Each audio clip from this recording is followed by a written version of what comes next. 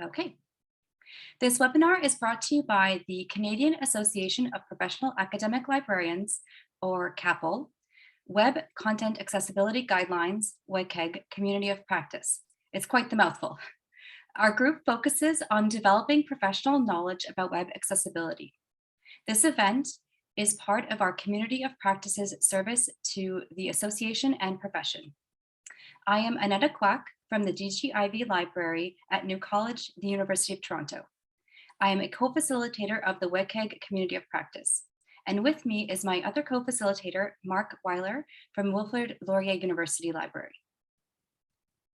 As facilitators, Mark and I want to acknowledge the land on which our universities are situated.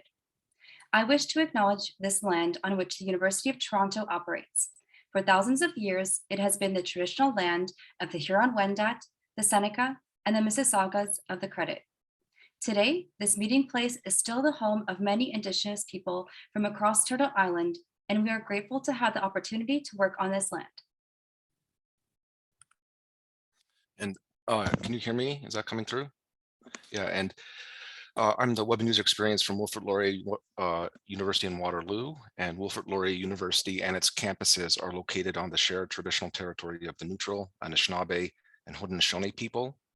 This land is part of the Dish with One Spoon Treaty between the Haudenosaunee and Anishinaabe people, and symbolizes the agreement to share, protect our resources, and to not engage in conflict. From the Haldeman Proclamation of October 25th, 1784, this territory is described as, quote, 6 miles deep from each side of the river, Grand River, beginning at Lake Erie and extending to the proportion of the head of said river, which them and their posterity are to enjoy forever, end quote. The proclamation was signed by the British with their allies, the Six Nations, after the American Revolution, and despite being the largest reserve demographic in Canada, those nations now reside on less than 5% of this original territory.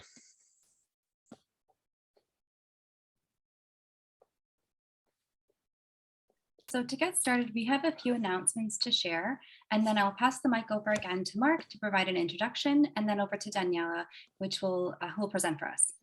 I want to go over some quick housekeeping. So as I mentioned before, this webinar is going to be recorded, and the webinar recording may be shared depending on our capabilities or rather capacities. We have a live transcript captioner here today who is going to write captions for us. And we would like to thank the CAPAL board for providing us with the funds to hire a captioner. Live captioning should be on at this time, and you can adjust the caption size by clicking on the CC button and selecting subtitle settings. Please let us know in the chat if you are not able to see the captions, and we will try to troubleshoot. We are going to disable the chat once Daniella starts speaking, just to avoid some distractions. If you have any questions, you can always use the Q&A feature. There will be a Q&A period after Daniella's presentation, and you can ask any questions at that time. You can ask other questions throughout, but we will address the questions for the presenter at the Q&A session. Daniella will have a few slides that I will be sharing. They only contain text and links, and the presentation contains clicks that indicate slide transitions. This can help those who have asked for slides in advance to follow along. We will distribute them in the near future as well. We also have some announcements. We have a few upcoming events for CAPAL members. The Education and Professional Development Committee is hosting a water cooler social on January 26th for CAPAL members from 1 to 2 p.m. And then on Thursday, February 17th from 1 to 2 p.m., Mark and I are hosting a discussion session for CAPAL members to talk about today's presentation. So stay tuned for the CAPAL email list for details. If you're not a CAPAL member, we encourage you to consider joining this association, and I'll just throw the link to the association page in the chat for folks. Oh, actually, no, the chat's disabled, never mind. But we encourage you to take a look at the CAPAL Association website to find information on how to join. 2 general announcements for everyone. January is World Braille Month, and the Canadian organizations have been hosting events this month. There is one event on January 27th called Refreshing and Rethinking Braille Awareness Presentations with a focus on equity and accessibility. We will distribute a link about this event after today's webinar in a follow-up email. And then we also encourage you to check out the podcast Triple Vision, which is about the history and future of blindness in Canada. A recent series of podcasts is about blind library user services in Canada. On Tuesday, the second podcast was published with speakers from Laurie Davidson of the Center of Equitable Library Access and Daniella of the National Network of Equitable Library Services. Great. And now I'll hand it over to Mark. Great. Thanks, Annetta. The agreement to share resources in the Dish with One Spoon Treaty reminds us to recognize that sharing is going on today. Excuse me, I think I might have a little mark on my chin. And actually all this month, as Annetta mentioned, January is World Braille Month. Born on January 4th, 1809, Louis Braille transformed reading with the invention of Braille. This month, organizations across Canada, such as Braille Literacy Canada, had been hosting events to share the joy of the Braille reading experience. And today's presentation is not about Braille, but it is about a reading experience that needs to be improved. I want to publicly thank a graduate student from Laurier University. She has given me permission to share her name and role in this. Ashley Shaw is a blind master's student here at Laurier, and she drew my attention and the attention of other librarians to the difficult reading experience that university libraries have been providing the blind community. We would never give sighted users a book with torn pages, unstructured chapters, confusing tables, or blurry figures. Yet those are analogous reading experiences that are often encountered when using a screen reader. Ashley drew to our attention how the blind were frequently getting a second-class reading experience that was frustrating and had serious consequences. And she rightfully wanted the situation improved for herself and other blind and print-disabled readers. And Annette and I also want to acknowledge the other blind and visually impaired attendees on this webinar or watching this alone as a recording. We want to acknowledge the extra work you have to do for your own reading experiences. And we have learned from blind scholar Dr. Cynthia Bruce of Concordia University that the self-advocacy expected of students with disabilities is not easy. It's not fair, and libraries need to accelerate our efforts to change that for you. And that's why this event is going on. On this webinar are people from universities and colleges, libraries across Canada and the United States, publishers, assistive technologists, federal funding agencies, and other government departments. And this is a call to action to librarians, to all of us, to improve the reading experiences for you. But this event is not only about the painful reading experiences or a call to action, it's a celebration. It's a celebration of blind initiative, leadership, and teamwork that have long been improving the reading experiences and fitting for a month that recognizes Louis Braille. If we were to look within Canada, we could find Bert Robinson, and thanks to Triple Vision podcast for the recent episode about Bert, the CNIB, the Center for Equitable Library Access, Judith and Paul Field, the Crane Library, Braille Literacy Canada, Ontario Parents of Visually Impaired Children, and many more, I'm sure, that we would like to get to know. But beyond Canada, we could find such initiatives, leadership, and teamwork in the DAISY Consortium, the World Blind Union, the Global Initiatives for the Blind in Ethiopia, and many, many more. But today, we have asked members of our professional association and guests from the wider community to join us in acknowledging the accomplishments of a Canadian organization. In October 2021, the Accessible Book Consortium, led by the World Intellectual Property Organization, recognized Canada's National Network for Equitable Library Service, or NNELS, with the International Excellent Award for Accessible Publishing. We are lucky to have the manager of NNELS with us, Dr. Daniella Levy Pinto, to address CAPAL members and the wider community. Daniella will share her thoughts on accessible reading, her reflections on the effects of inaccessible reading materials on blind communities, and the work of NNELS as part of a global movement to change the publishing landscape. She will also give Canadian academic librarians a call to action. Daniella, thank you for sharing with us today. Thank you so much, Mark, for the introduction. Thank you to CAPAL for the invitation. I am honored to be here. Thank you for the opportunity. So my name is Daniella Levy Pinto, and I am totally blind. I have been using screen readers for over 25 years in academic and professional settings.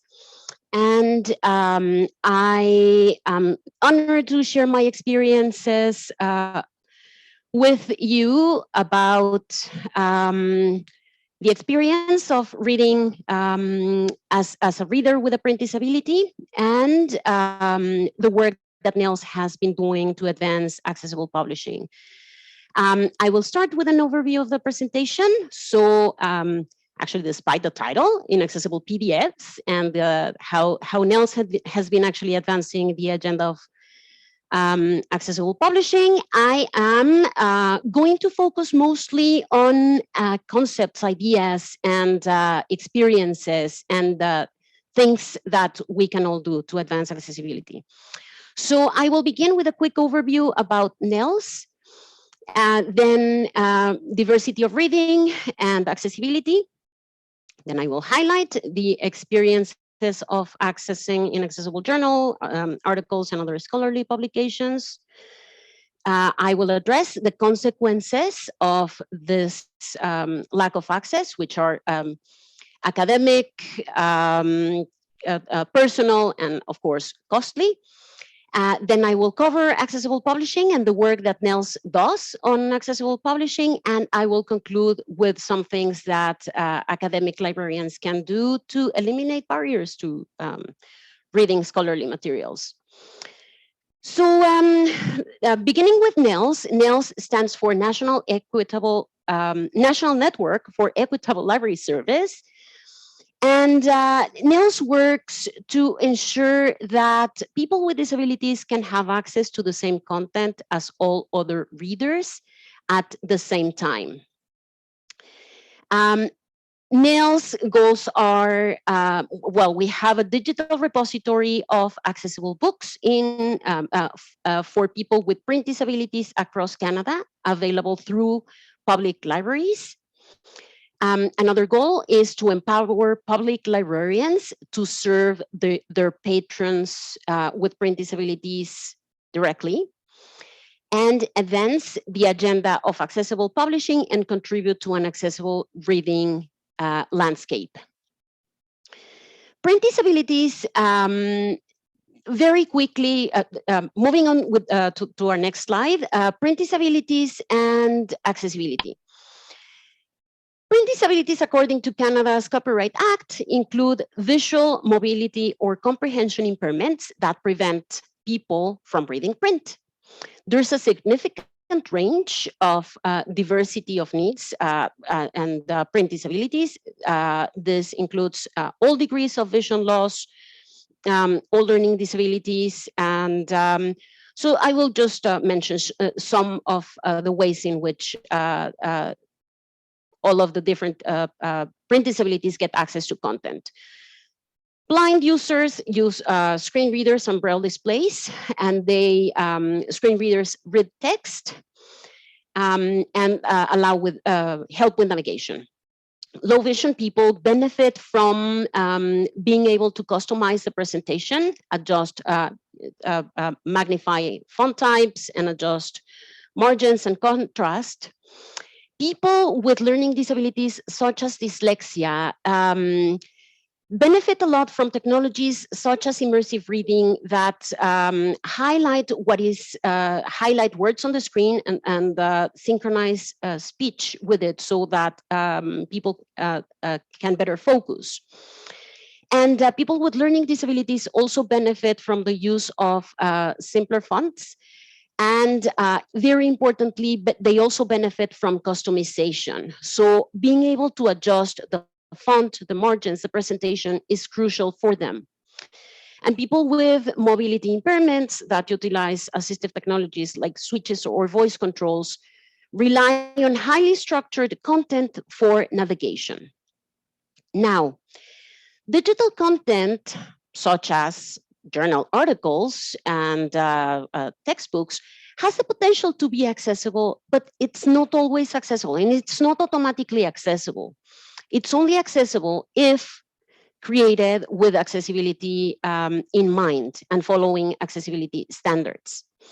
Very importantly, accessible content is flexible and allows all readers to use it regardless of the assistive technology they need to use or the reading platform that works with their technology. So the accessibility should not be prescriptive. There's a lot of technologies, and people should be able to use the one that they need. Now, when thinking about accessibility, I always think, we always think about formats. Perhaps it may be simpler to think about features. We do need to think about formats for sure, but it may be easier to think about what makes something accessible and what makes something not accessible. So EPUB, HTML, and Word files are very accessible in that they are customizable. It is possible to make customization on them and for readers to select the settings that work better for them. PDFs are designed for print, essentially. When they're not customizable, and that's a bit of a problem. When it comes to moving on to the next slide to begin addressing the experiences of inaccessible journal articles. If we think of which versions, which formats they are, well, of course, we have PDF, EPUB, sometimes, and HTML, but most of them are in PDF. And PDF is really meant to look the same anywhere we show it, regardless of the device. Perhaps you've tried to read a PDF in a phone, and you may get what I'm talking about. It's difficult, the document is there and it's difficult to resize it. So PDFs are not great for print disabilities because PDF is not a flexible format. Now, thinking in this slide here, I put some of the requirements for research articles to be accessible. And here I have the first point is PDF is less accessible. The next point is text should be readable and not set as image. And this is super common. I'll talk about it. I'll expand on this. Another important consideration, all elements in an article or a book for that matter, for example, headings, tables, lists, should have semantic tags. This means that the function of these elements or what they represent is not only conveyed visually, but their meaning is clearly described to both humans and machines. So the screen readers and other assistive technologies can understand what elements you're looking at. And of course, all images that are meaningful, not only the decorative one, not the decorative images, but all meaningful images conveying something of interest to the reader should have alternative text with meaningful descriptions to essentially replace what the image means. So now, after setting this base of what we need, I will talk a little bit about what I went through with my PhD. I did my PhD in political science at the University of Toronto. Daniella? Yes? Can I just pause for a moment? The lighting has shifted across, and now it may be fine if you just want to turn off the camera. We can go without if you want to do that, or if it's up to you. Turn the camera off, or it's up to you. The lighting is cast across your face, so I just wanted to let you know. So if I move the camera, if you think the lighting is distracting, I can turn the camera off. If that would be better.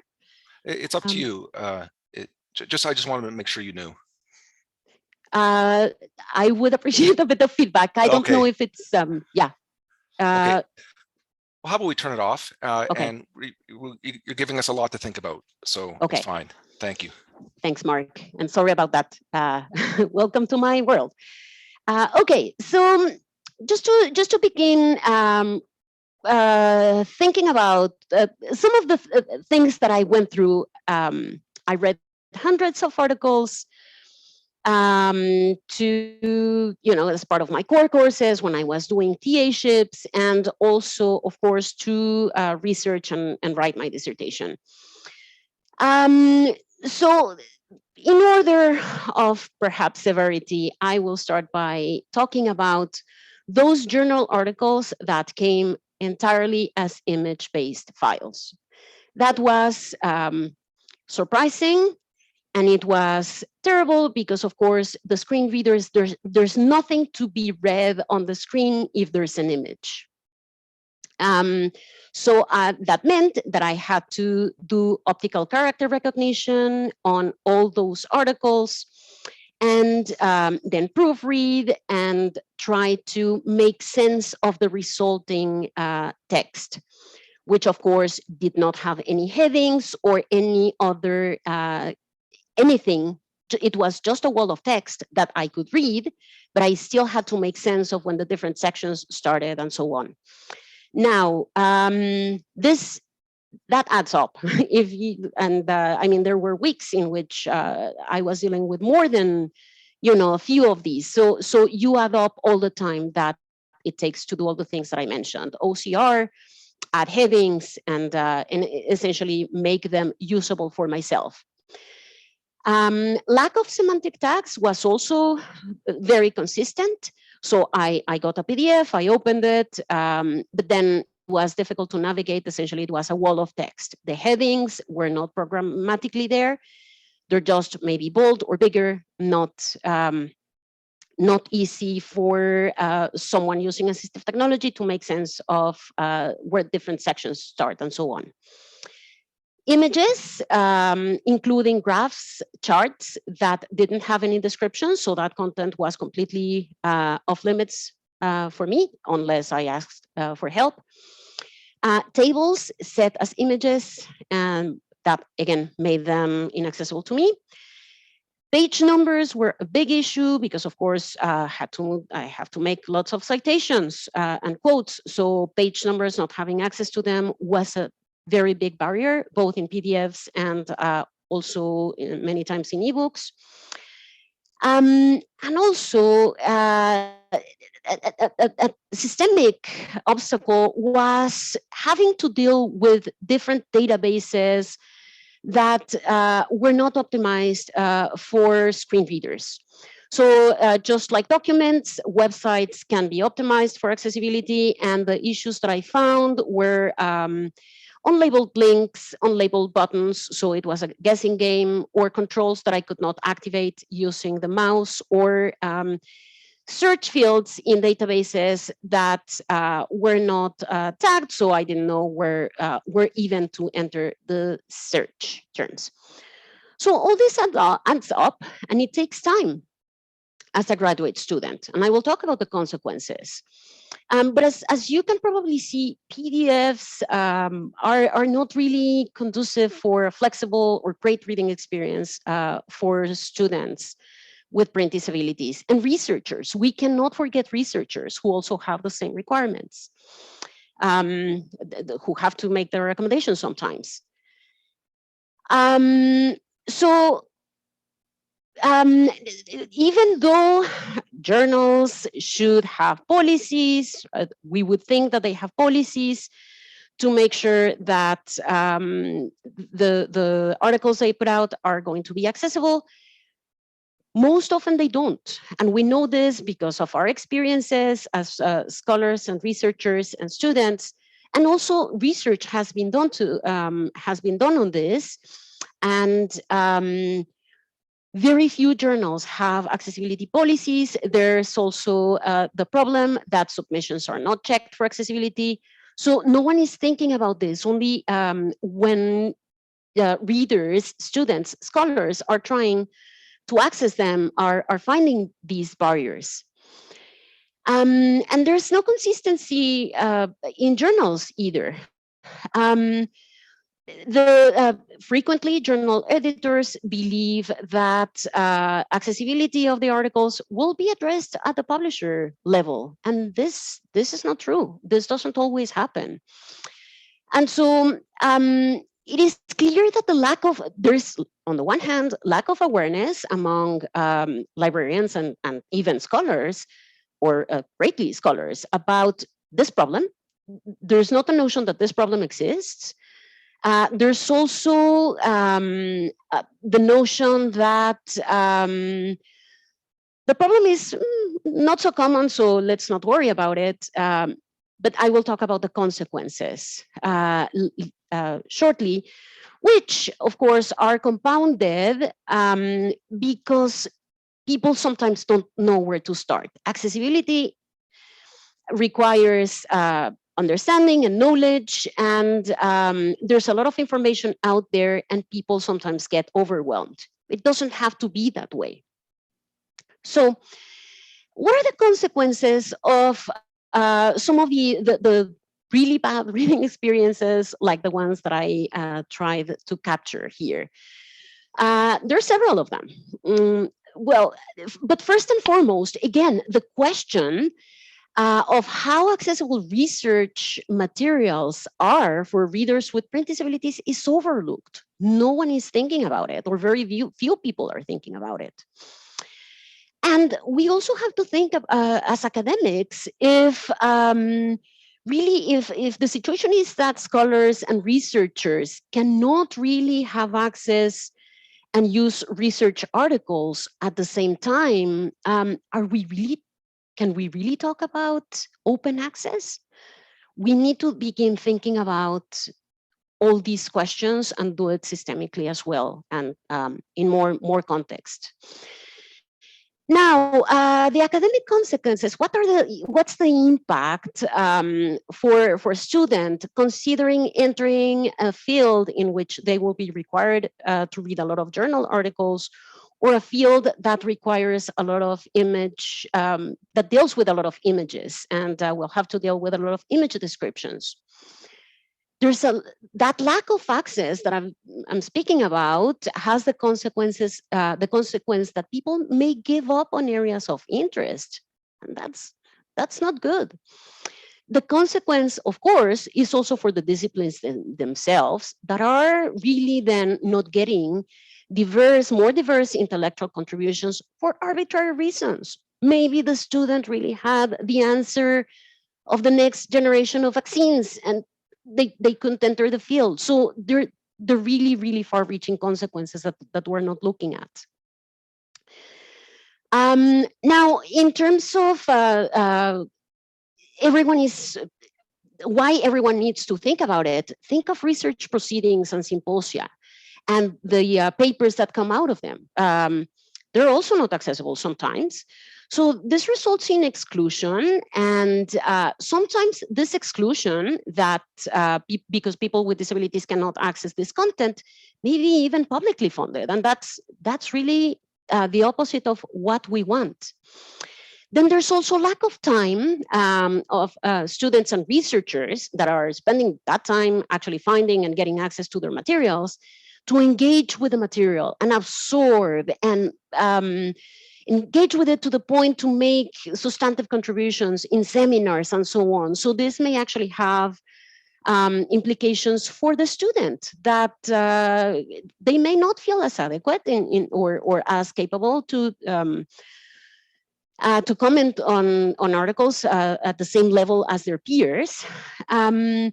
Also, the fact that there's less materials accessible means that students with disabilities lose the serendipity of discovery. You know, if you find a related article, but it's not accessible, well, you may lose interest. So again, the differentiation, the discrimination, or the lack of access for a segment of students and scholars.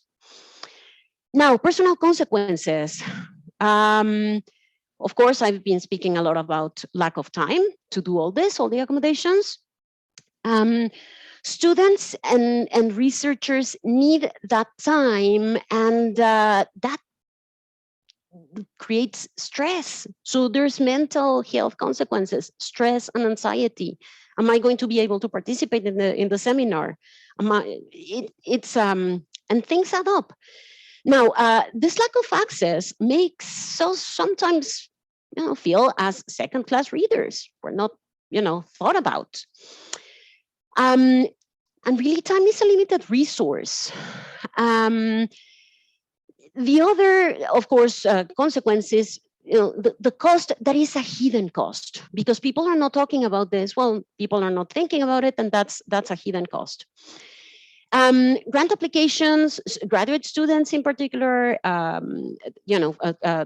have to submit grant applications or are interested in submitting presentations to conferences.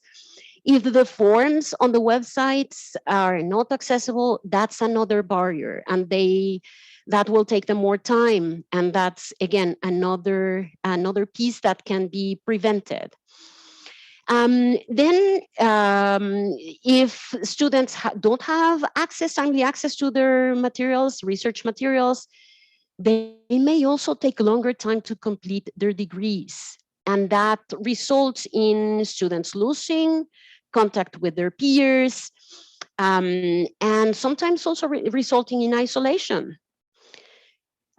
Students with disabilities actually make a lot of sacrifices. Now, in terms of costs, in addition to the hidden costs, of course, there are economic costs. If students take longer to finish their degrees, they will have to most likely pay more tuition, so that disadvantages them. If they take longer to finish their degrees, they will take longer to enter the workforce, and that very thing may put them at a disadvantage as well. And that's a cost for the students or recent graduates. Inaccessible grant applications, of course, may result in students not being able to apply to grants and not getting the grants, which again puts them at another disadvantage.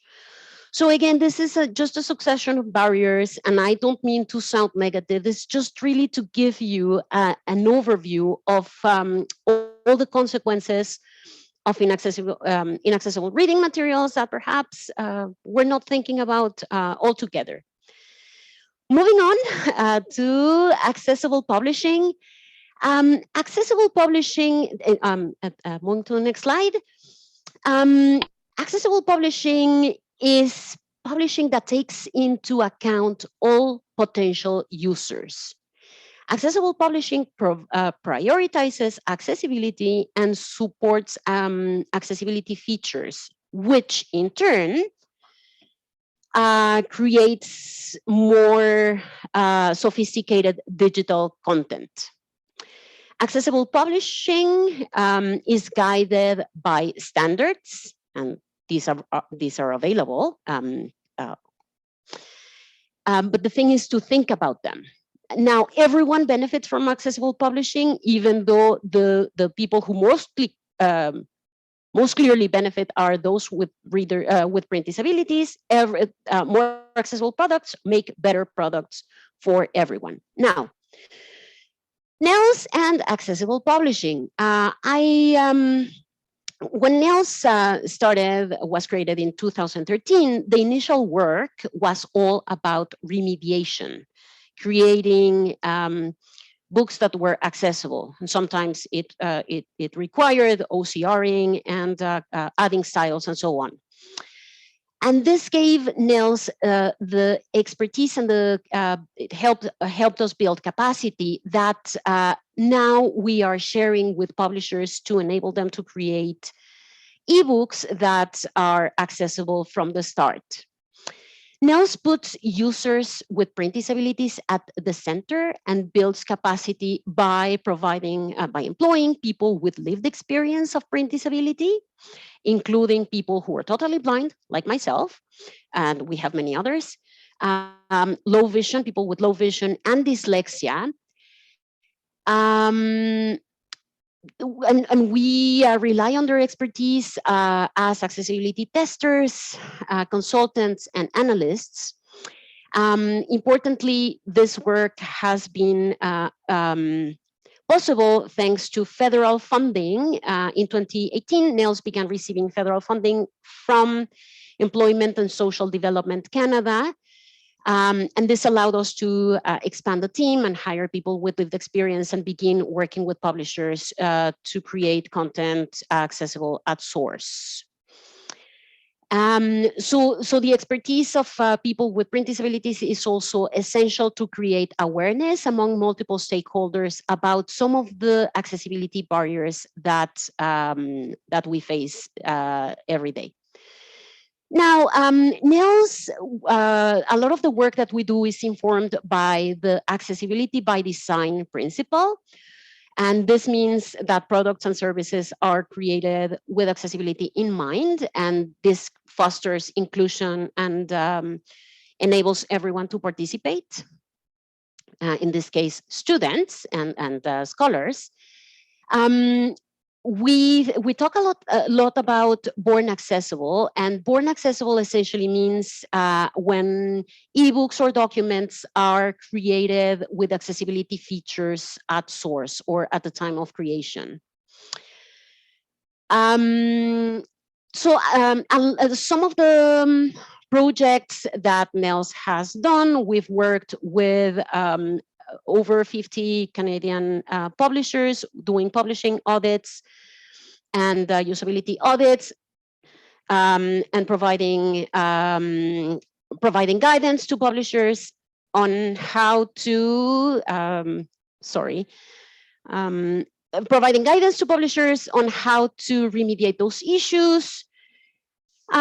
We have also provide in-person and online workshops to publishers and content creators on how to create accessible content, including how to create image descriptions, use word styles, etc. NNELS convenes an Accessible Publishing Summit since 2019, to bring together publishers, librarians, and other stakeholders to think about both accessible publishing and accessible reading. The NNELS accessibility experts do accessibility and usability audits of library reading platforms and applications, and also commercial ones, and we make the reports publicly available through accessiblepublishing.ca. A quick note, this link and other resources that, well, at the end of the deck, you will find a link to this and other resources. Another initiative that NNELS took part on and led was the How Do You Read study, with that consisted of a survey and focus groups to understand the reading habits, preferences, and needs of people with a broad range of print disabilities. And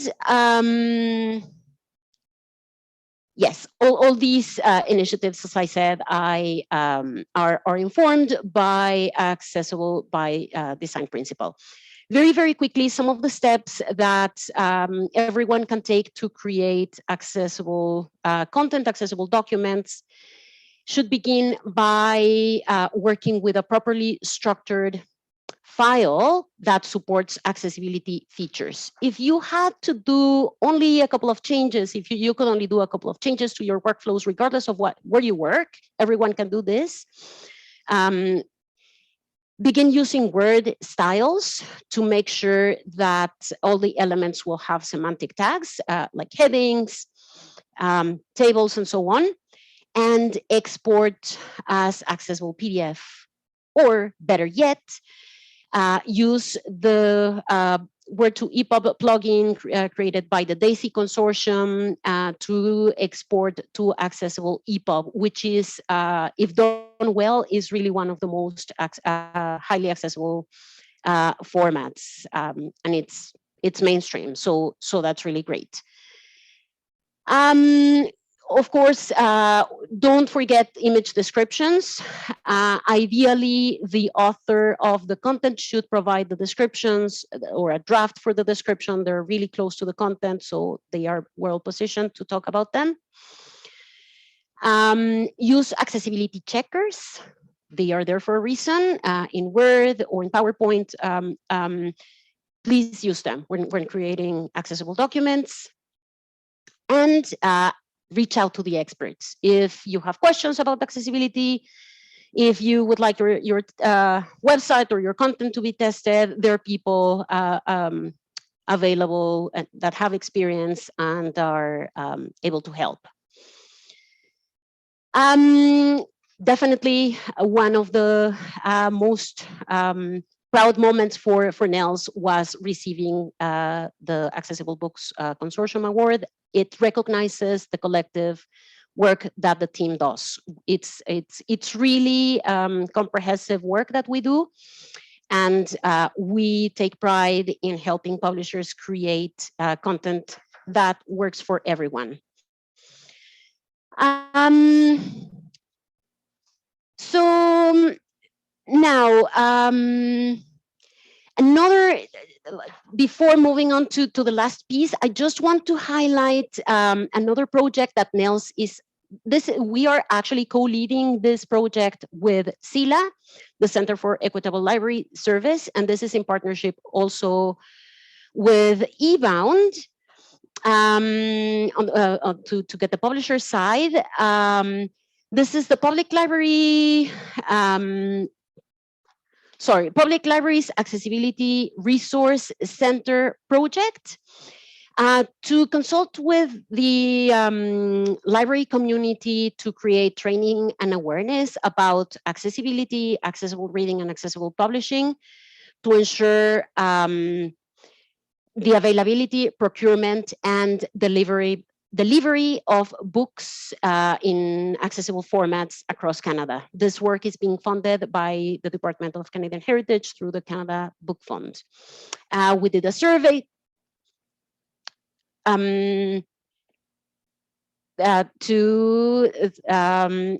sorry, I just got distracted with a notification. We are still on the same slide, accessible publishing. I'm just talking a lot more than what is on the slide.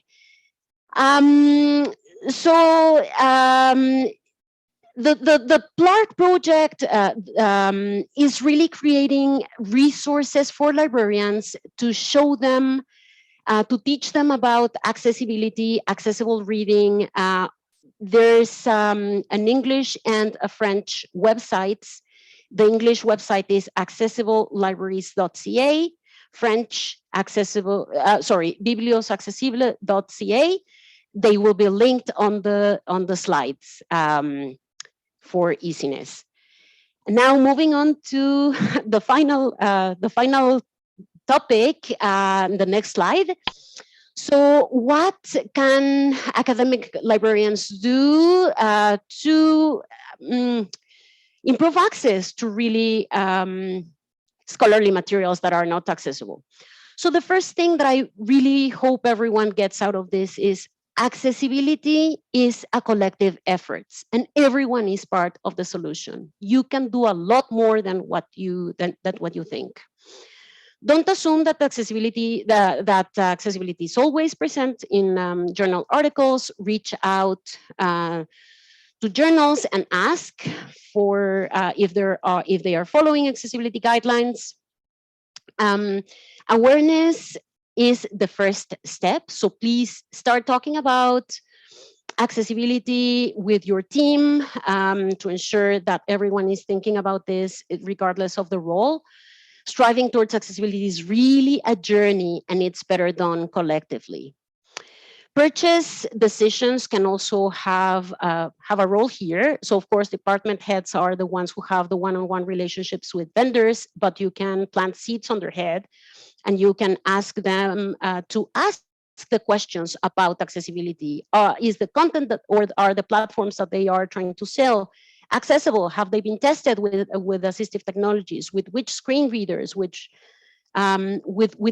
which other technologies, to make sure that they are hearing the questions? Users, students should not have to find out if something is not accessible. They're just trying to do, to engage with the material. Please, another thing is take time to learn about assistive technologies. There's a lot of information out there. I encourage you to go to accessiblelibraries.ca. And other, they're curated resources there as well. Learn how screen readers work and think beyond the typical user.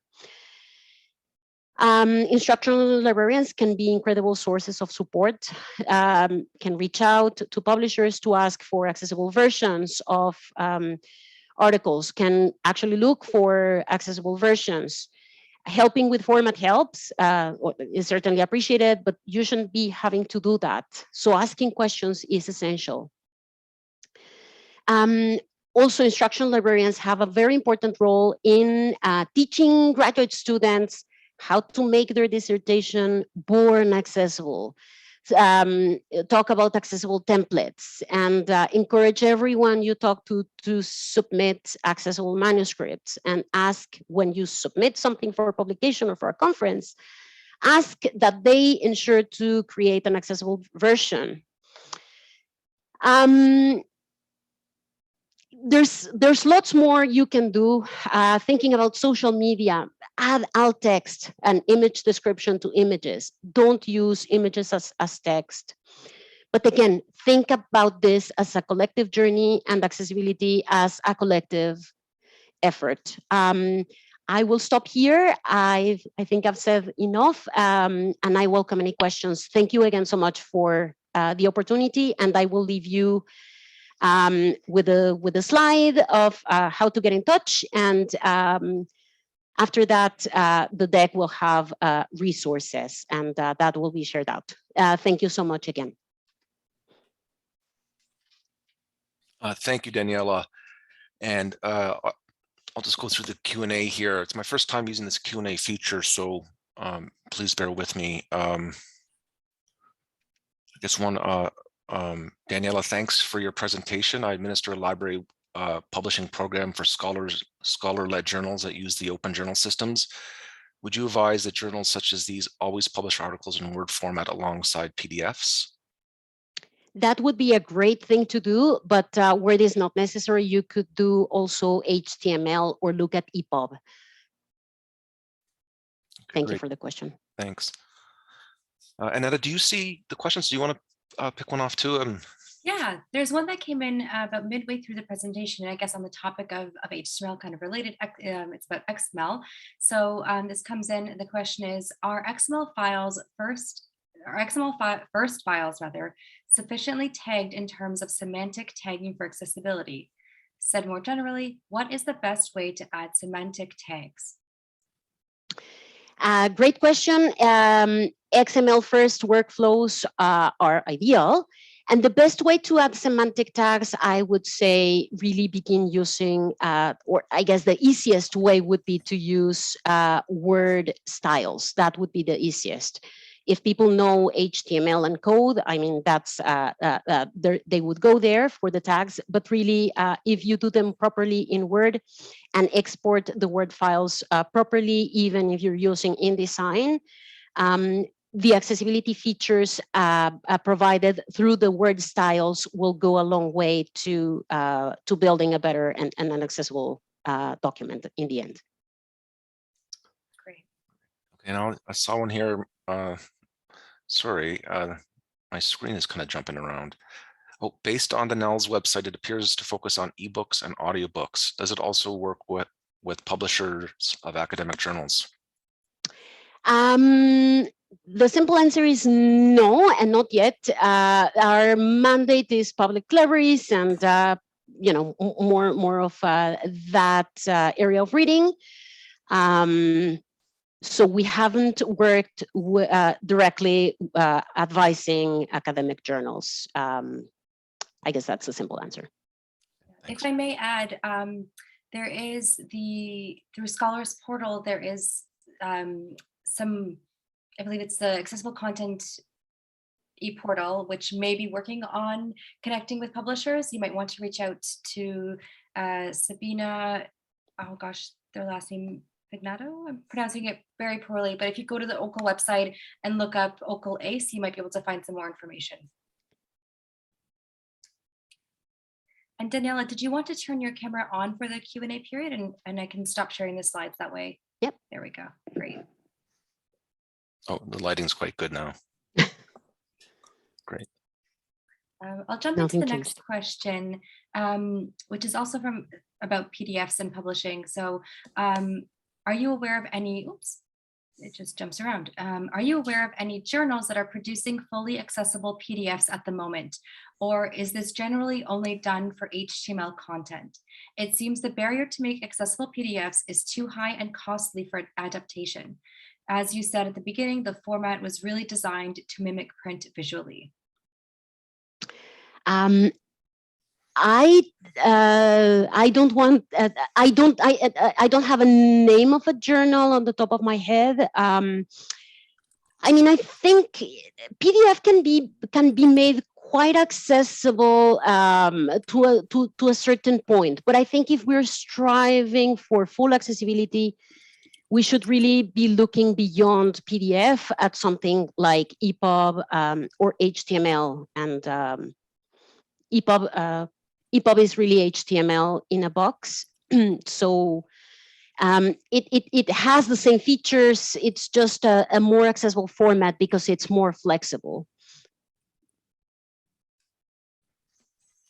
A question here. I mean, maybe I'll just put this a bit in context. You had mentioned that if a person submits an article or something, that they can ask for it to be created accessibly.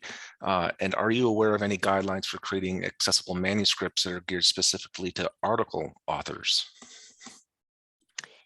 Sorry, could you repeat? Are you aware of any guidelines for creating accessible manuscripts that are geared specifically to authors of articles? Not specifically geared for authors of articles, but I guess the advice would be the same. Ensure that any element that is supposed to convey meaning has semantics. In other words, content should be separate from presentation. So if you are adding an element, a table, a heading, a list, just remembering, oh, that should have semantic to make it clear for someone who cannot see it. That would go a long way. Yeah.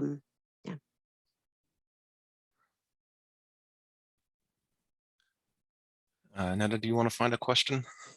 Yeah, there's one here. When using Word styles, do you recommend the use of styles that are pre-programmed in Word in order for the document to be accessible, or can you create your own styles? You can create your own styles.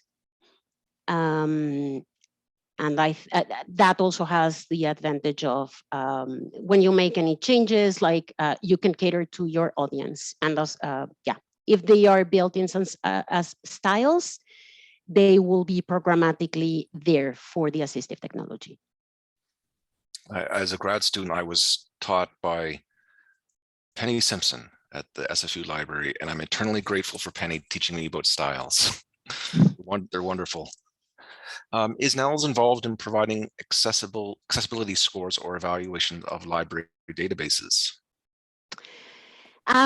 So we have evaluated the accessibility and usability experience of library applications. We don't score them. We make them available publicly because they're publicly funded.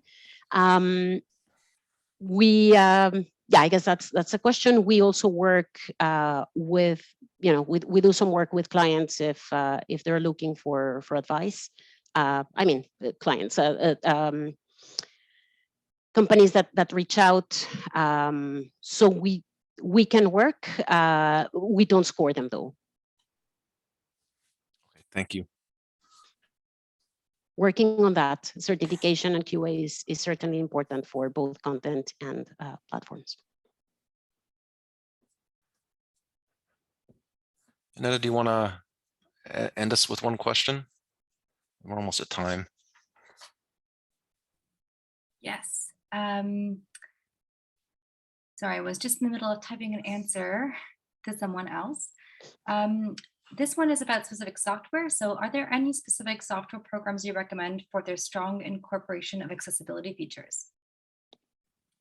I would start with Word, then I would use the plugin, the Word to EPUB plugin from the DAISY consortium, and that will take you a long way. Okay, great, thank you. And we got a few chats in there that include some links to like a public knowledge project, accessible content for authors, and there's a Ontario College has a program called LEAP. We'll put that into the resources that we're going to send out a little later. But at this point, I would like to thank Daniella. And sorry, just got my notes here. So Daniella, on behalf of CAPAL WCAG Community of Practice, we would like to thank you for sharing with us today. And we deeply appreciate everyone coming out and also sharing with us and learning how we can make a better reading experience. As mentioned, we will distribute a resource sheet and Daniella's slides to everyone who registered on the Microsoft forms. Annetta?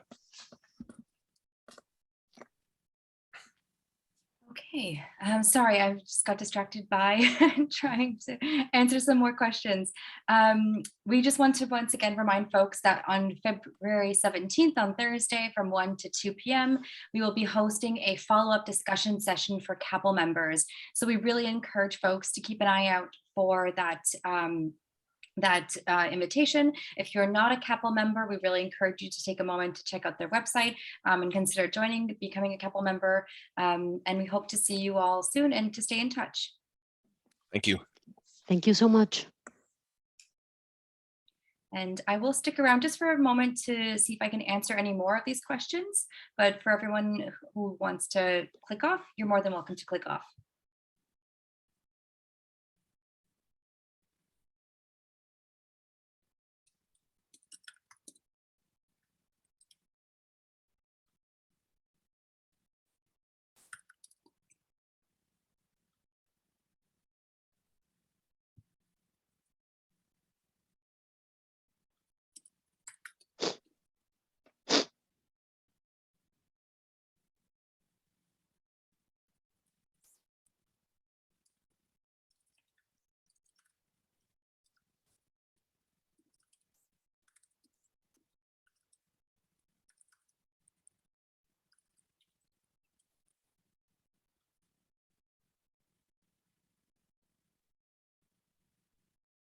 Okay, and it looks like a lot of the rest of the comments are just lots of thank yous for you, Daniella. Okay.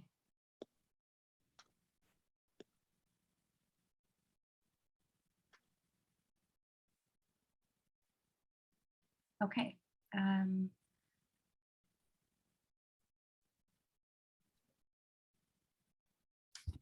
Okay, I think we can call it here.